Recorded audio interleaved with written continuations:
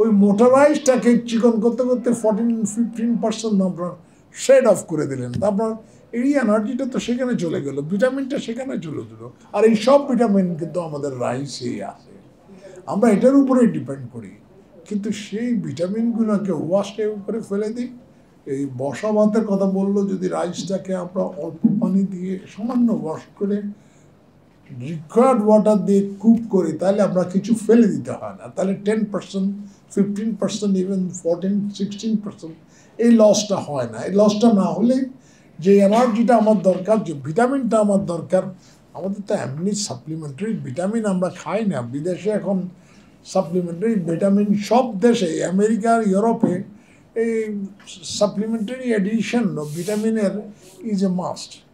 প্রত্যেকেই, ছেলে মেয়ে থেকে বুড়ো পর্যন্ত, বয়স বেশি হলে আরও বেশি, সবাই একটা না একটা ভিটামিন, দুটা মাল্টিভিটামিন, ডি, এ, সব কিছু।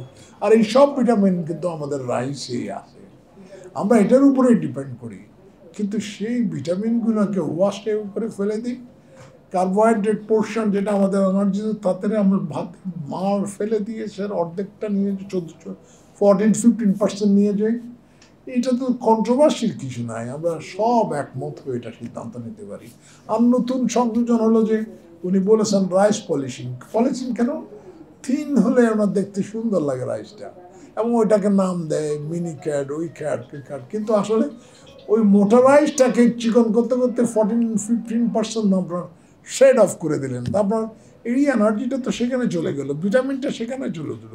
রাইসের কোটিংয়ে অনেক গুণ, আমাদের এই পুষ্টিবিজ্ঞানে উনি ভালোভাবে বলতে পারবেন, রাইসের প্রতিটা লেয়ারে এক এক রকমের উপাদান আছে। যেখানে কার্বোহাইড্রেট সব জায়গায় থাকে, কিন্তু উপরের লেয়ারে ব্র্যানে একরকম থাকে, ভিতরে একরকম থাকে, ভিটামিন একরকম থাকে।